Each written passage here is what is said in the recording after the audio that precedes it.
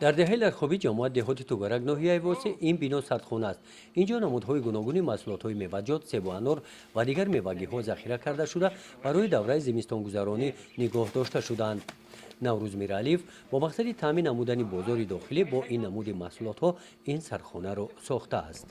اساس سردخانه مقصد اساسی ساختمان سردخانه از چی برشت موده؟ ما وقتی پیاز کردیم یک دوره شد که پیاز در بازار نرفت. پیازی بر وقتی این پیازی بگیم که مایی تیز بیرون میشود. یا کارچکا کردیم همه که کارچکا هم با نرخی دسترس به مردم لیکن برای اویلا بسنده نبود. با همین خاطر ما فکر کردیم که یک سردخانه بسازم. همو اون موادی که در بازار فرض کردیم طلباتش کمتره همه را ذخیره کننده بعد دسترسی مردم کنیم. زمستونده. و همین خاطر ما یک سردخانه در حجمی بگیم که نیم سوتیخ زمین کردیم ساختمانش رو شروع کردیم.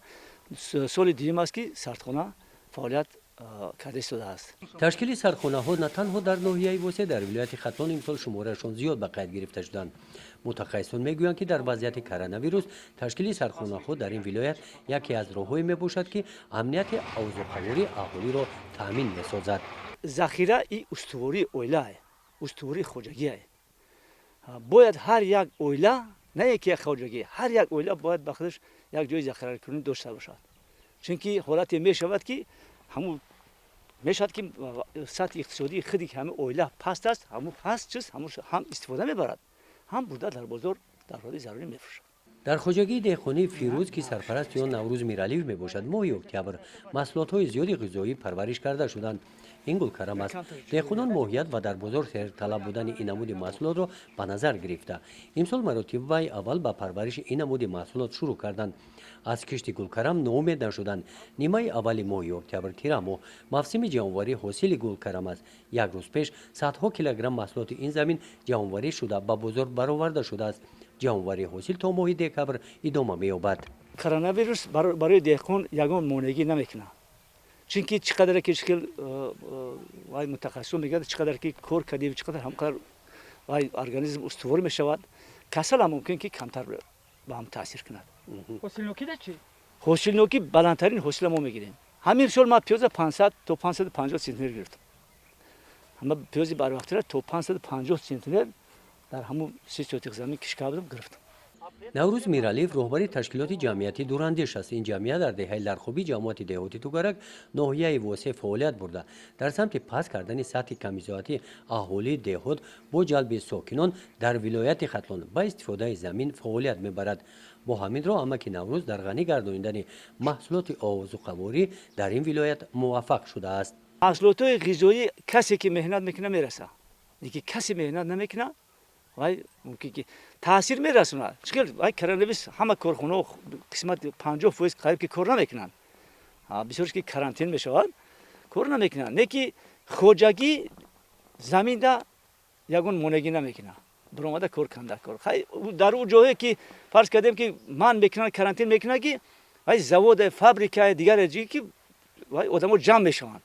خواجگی چی 5-6 نفر در زمین کشود یگون جایی ای بین هم دیگر دور کار کرده رفتن میگه. یعنی شما هم فصل زمستون هم محصولات میبروریم بودو 100% تا ماه فوریه ما در فروش میبریم محصولات خودمان. همین کرم و سبزی تا فوریه آخرش در بازار برای دسترس مردم میشه.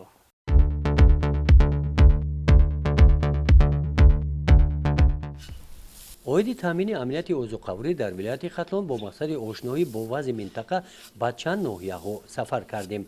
در ناحیه به نام شمس‌الدین شاهین وضع حاصل امسال غله را فهمیدیم. علیمد میرزویف یکی از ساکنان این ناحیه است. او میگوید که امسال حاصل غله فراوان است. نسبت به سال گذشته امسال غله بسیار نقص شد. ما همین 3 هکتار داشتیم گندم 4 بونکر گندم گرفتیم که همین دو ساله همین برآمد همین دویم پرزیدنت تاکید میکنه که همین 2 ساله خوراک باید باشه. اما این اکو 2 ساله 3 ساله شده.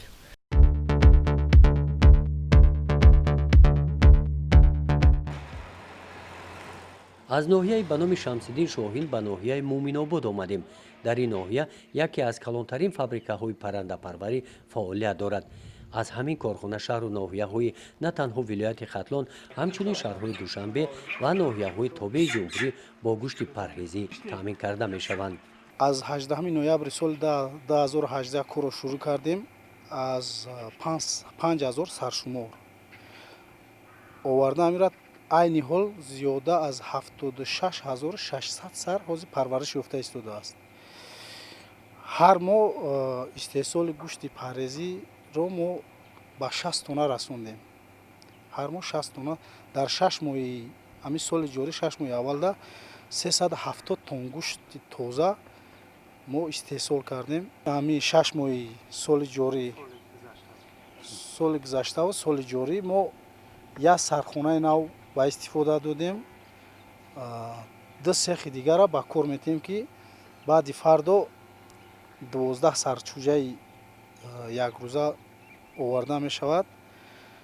рӯзи 7 октябр бо сехи 8 нав кушода мекунем ки бо ҷойҳои кори нав таъмин карда мешавад. айни ҳол зиёда аз 20 нафар коргар дорем. ҷамъият дорем, масъулияташ маҳдуд.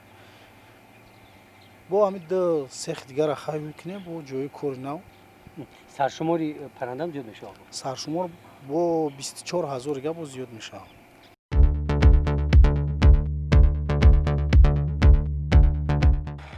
яке аз роҳҳои дигари таъмини бозори дохилӣ бо маҳсулоти озуқаворӣ ин истифода аз гармхонаҳо мебошад. дар ноҳияи восеъ аз ин таҷриба оқилона истифода мебаранд. ин гармхона дар хуҷагии деҳқонӣ ба номи Муродалӣ Азизов, ҷамоати деҳоти ба номи Абдиавазов, деҳаи Восиобод мавҷуд мебошад. моҳи октябр инҷо маҳсулотҳои сабзавотӣ, помидору бодиринг парвариш меёбанд. маҳсулот моҳи ноябр ва декабр пухта расида ба бозор бароварда мешавад. гира гуфта намешавад ки мо 5 бор ё 4 бор ё 3 бор чӣ мекунем, кишгардон мекунем. и ҳамин мо кардан мекунем. иш расид уша бешундан мекунем, уш расид иша айқи бешундан мекунем. доим бодиринг помадамо ҳаст, қаламфир мо ҳаст, қаламфири болгари мо ҳозир рафта истодааст созай. хоб ана клубник мо шида истодааст. бо бодиринги бо уш бо айқи мешавад до моҳ пас якни моҳ пас. ҳамин ҳосил шида иста иншоалло. аммо фоида дида истодем, фоида мебинем ки мекунем. чанд сол шид намо вазминаи дадруш медора роҳат мекунӣ. то асар ту шаб кор мекунӣ вақти шалпарита намефаҳмӣ.